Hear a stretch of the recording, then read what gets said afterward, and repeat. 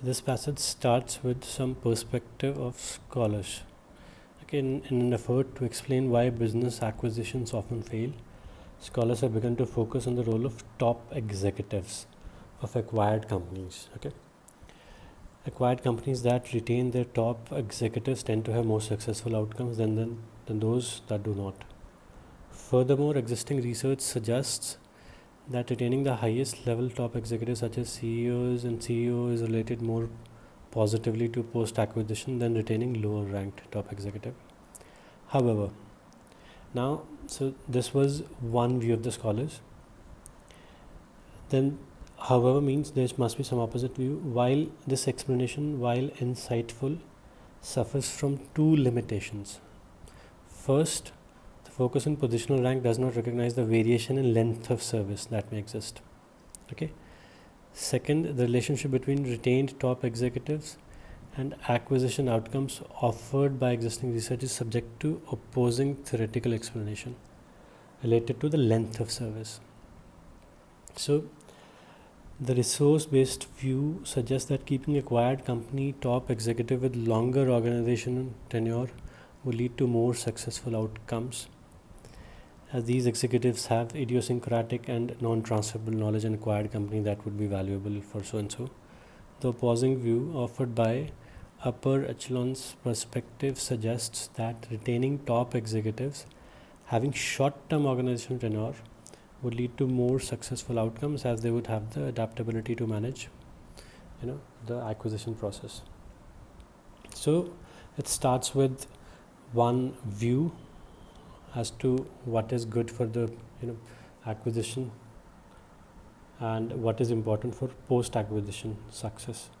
Then it outlines two flaws in that view. So that's the role of the first passage. Second passage, responding to these limitations, Berg conducted a study. Okay, so Berg considered the acquisition process successful and so and so. Berg's findings support the RBV position. RBV said that we must retain the executives with longer tenure. Apparently, the benefits of long organizational tenure lead to more successful outcomes than the benefits of short organizational tenure. Okay. While longer tenured top executives may have trouble adapting to change, it appears that their perspectives and knowledge bases offer unique value. Although from UEP position it seems sensible to retain less tenured executives and allow more tenured ones to leave, such a strategy appears to lower the probability of acquisition success. So this is the finding of Berg and it supports RBV. So let's see the questions.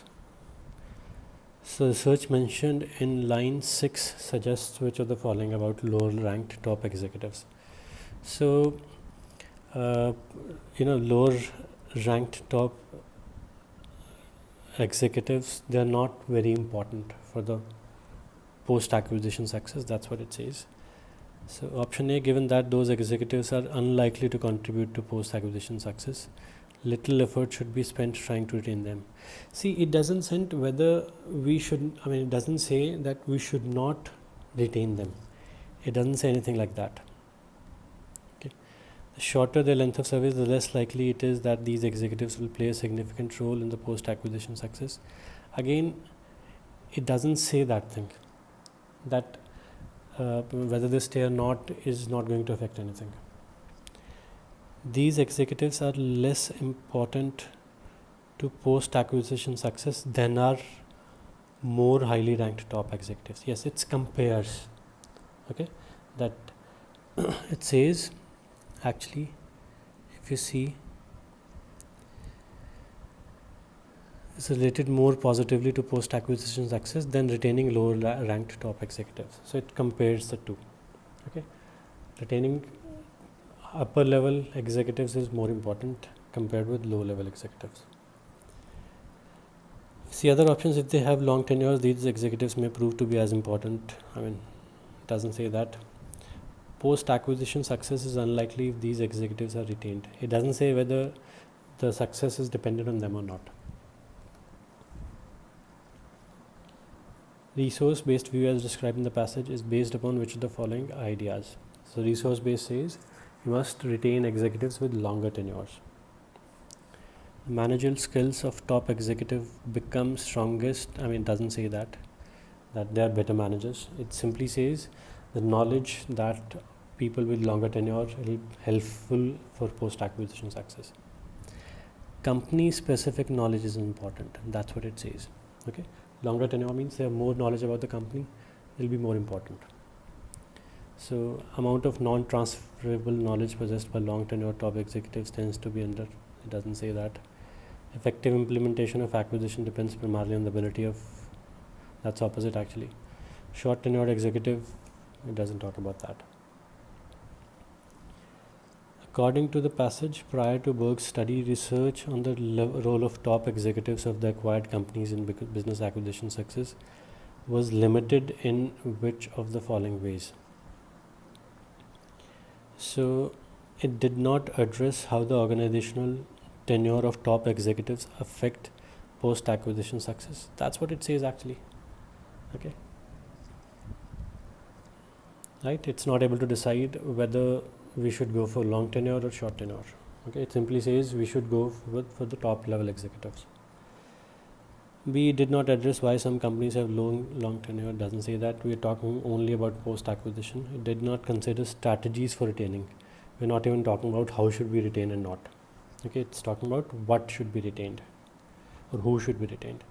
It failed to differentiate between the contributions of high level top executives, and that it doesn't. There is no question of whether there's no question of top level versus low level. It underestimated the potential contribution. That again doesn't talk about that. The passage suggests that Berg and a proponent of the upper echelons perspective would be most likely to disagree. So Berg, his findings said that the long tenured top executive should be retained. Proponent of upper echelons. So upper echelons perspectives would say that top executives with short tenures should be preferred. So it says both these people would disagree with what thing? Okay. Whether there is a positive correlation between short organizational tenure and managerial adaptability. No, they both don't agree with this thing. They both don't disagree. Whether there is a positive correlation between long organizational tenure and the acquisition of idiosyncratic. Again, both of them don't agree with this thing. One agrees, the other one doesn't.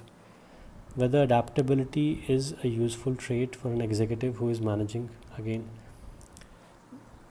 the first one would agree with that, but the second would not agree, but the second one would agree with that.